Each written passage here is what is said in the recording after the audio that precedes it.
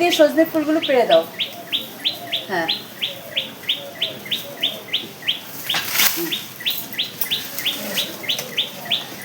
অনেক হয়েছে, প্রচুর ডাটা হয়েছিল গো। হ্যাঁ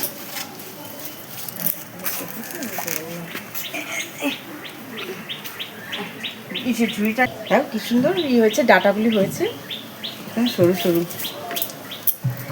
অনেক ডাটা। নিচের ফুলগুলো তুলে নাও।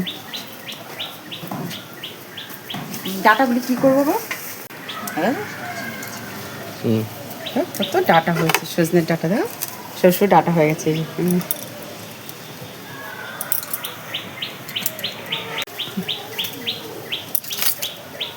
আরও আছে মনে দেবো।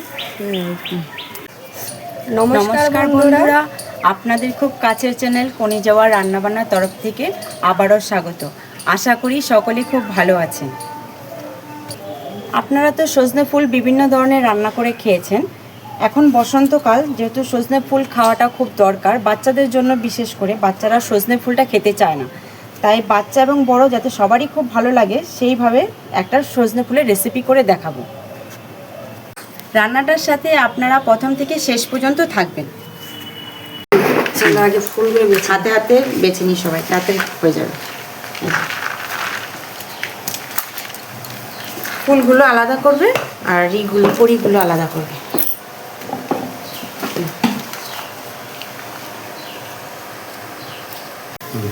কোনি সজনে ফুল দিয়ে কি করবে গো আজকে? দেখা যাক কি করা যায়, দেখতে থাকো কি করি।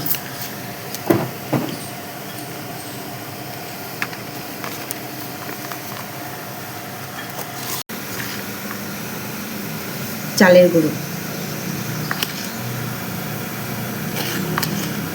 3 টেবিল চামচ, বেসন 2 টেবিল চামচ,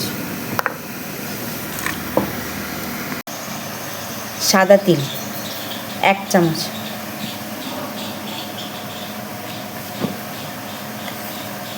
পোস্ত 1 চামচ,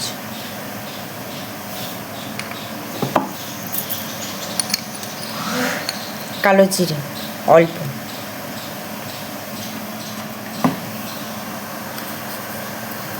চিনি 1/2 চামচ,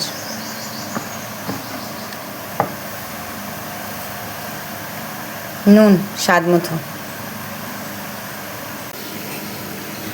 গোলমরিচের গুঁড়ো 1/2 চামচ,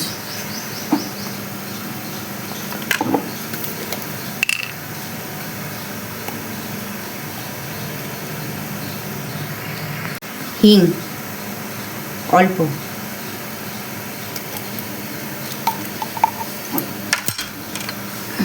তেল অল্প, তেল এটা মেখে তারপর এটা দেব।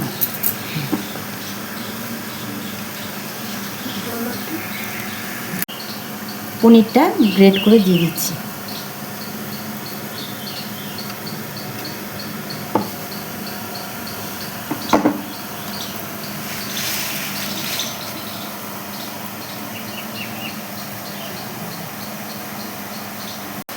এখন আমাদাটা গ্রেট করে দিয়ে দিচ্ছি।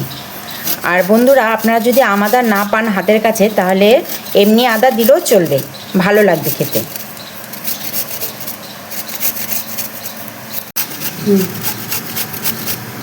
আর এই সেই ফুলের ইসেতে কোপ্তাতে 100 গ্রাম পনির দিয়েছি আমি, পনির আর সজনে ফুলের কোপ্তা।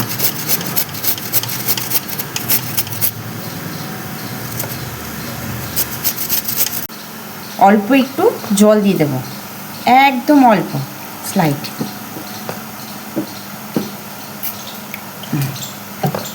এবার ভালো করে এটা মেখে নেব, কারণ এই নুন যেহেতু দেওয়া আছে ফুলের থেকেও জল বেরোবে, আর পনিরটাও যেহেতু নরম, মানে জল জল একটু হালকা জল জল ভাব আছে, তাই বেশি জল দেওয়া যাবে না, তাহলে নরম হয়ে যাবে। নরম হয়ে গেলে কোপ্তাটা ভালো হবে না।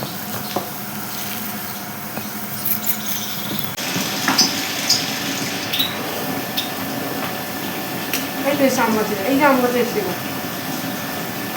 এদিকে বলে সামনে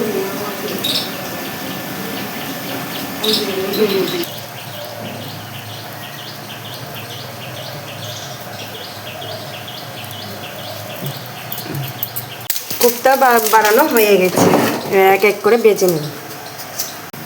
মঞ্জুরি মশলাটা বেটে নাও, আদাগুলো আগে আদাটা আগে বেটে নিচ্ছি আমি।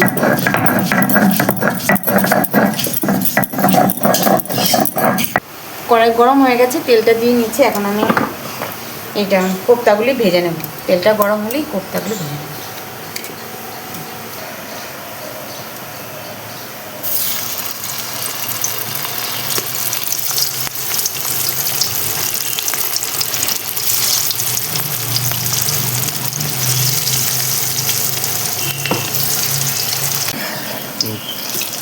আজকে রান্নাটা হবে পুরোটাই সর্ষের তেলে, আর যাতে এইভাবে কোপ্তাগুলি ভাজতে হবে যাতে পুড়ে না যায়। জিরে, ধনে, জিরে এটাই বেটে নেওয়া।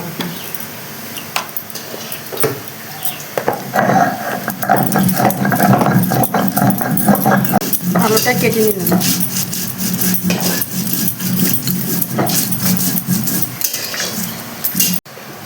লঙ্কাটা আমি বেটে নিচ্ছি, লাল লঙ্কা।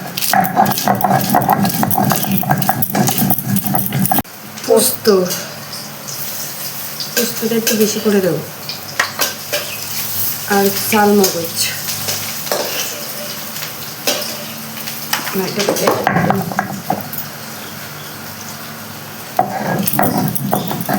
একটা টমেটো আমি গ্রেট করে নিচ্ছি।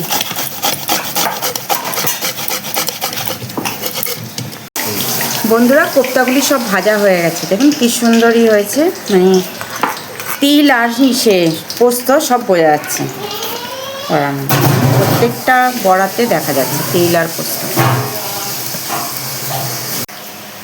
বন্ধুরা, আমার এই রান্নাটা কীরকম হলো আপনারা কমেন্ট করে অবশ্যই জানাবেন। আর এই রান্নাটা কেটে কেটে দেখবেন না, পুরো টানা দেখবেন। এর ভিতরে অনেক ছোট ছোট টিপস আছে যেগুলো আপনাদের রান্না করতে উপকারী আসবে। আমার আলুটা ভাজা হয়ে গেছে, এখন আমি তুলে নেব। এখন আমি তেলের মধ্যে গোটা তেজপাতা, গোটা দুটো শুকনো লঙ্কা 2 ফালি করে দিয়ে দিয়েছি। এখন এর মধ্যে গোটা গরম মশলা দেব, 2টো এলাচ, 2টো লবঙ্গ, আর ছোট ছোট করে 3 পিস দারচিনি দিয়ে দিচ্ছি। মশলাটা একটু ভাজা ভাজা করে এখন আমি গোটা জিরে দিয়ে দিচ্ছি। এখন এই মশলাটা আমি দিয়ে দেবো, আদা, জিরে, কাঁচা লঙ্কা যে বেটে রেখেছি এটা দিয়ে দিচ্ছি। ধনেও আছে মশলার মধ্যে।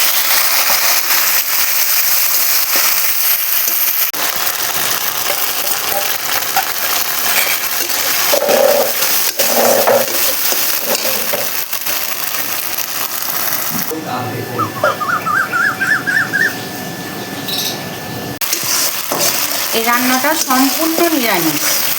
এখানে আমি এখন নুন দিয়ে দেব, অল্প নুন আর অল্প চিনি, হলুদ গুঁড়ো, অল্প লঙ্কার গুঁড়ো। নুন আর চিনিটা আর ঝালটা আপনাদের স্বাদ অনুযায়ী আপনারা ব্যবহার করবেন। মশলাটা অল্প জল দিয়ে কষাবো, নাহলে মশলাটা পুরো পুড়ে যাবে।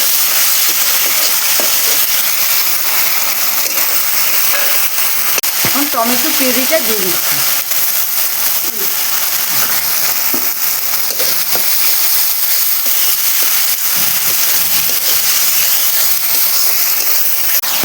মশলাটা কষানো হয়ে গেছে, এখন টমেটো আর মশলার কাঁচা গন্ধটা চলে গেছে। এখন আমি কড়াইশুঁটিটা দিয়ে দেবো।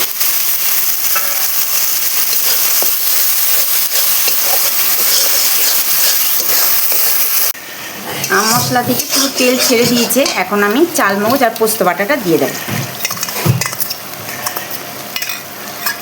এখন এটা দিয়ে ভালো করে কষাবো।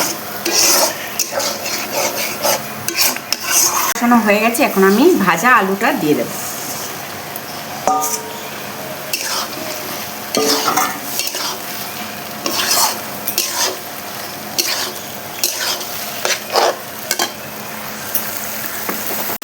এখন অল্প পরিমাণে জল দেব।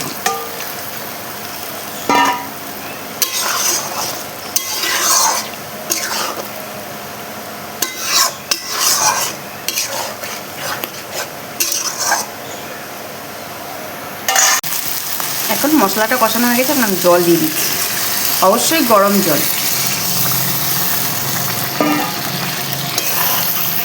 বন্ধুরা, এভাবে আমাদের পাশের থেকে আমাদের রান্না করতে উৎসাহ বাড়াবেন। আর যারা নতুন তারা সাবস্ক্রাইব করবেন এবং বেল আইকনটি ক্লিক করবেন, যাতে নতুন নতুন রান্নার রেসিপি আপনাদের কাছে সবার আগে পৌঁছে যায়। ঝোলটা ফুটে উঠেছে, এবার আমি কোপ্তাগুলি একে একে সব দিয়ে দিচ্ছি।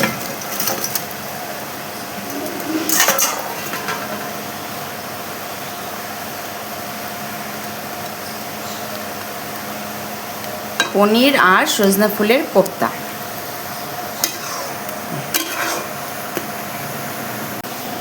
কচুরি মেথি পাতা অল্প ছিটিয়ে দিচ্ছি।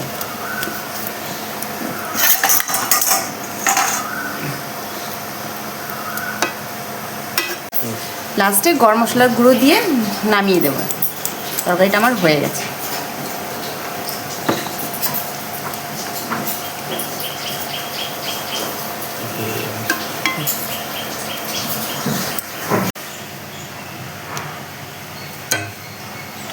কেমন হয়েছে খেয়ে বলো? খুব সুন্দর হয়েছে। এই তরকারি দিয়ে গরম গরম ভাত এক থালা খাওয়া হয়ে যাবে, আর কিচ্ছু লাগবে না। খুব ভালো হয়েছে। কোপ্তাটা কেমন হয়েছে? দারুণ হয়েছে, দারুণ দারুণ। খুব সুন্দর হয়েছে। বন্ধুরা, আপনারা ভালো থাকুন, সুস্থ থাকুন, সবসময় আমাদের পাশে থাকুন। আজকের এই রেসিপিটি এখানেই শেষ করলাম। নমস্কার। নমস্কার।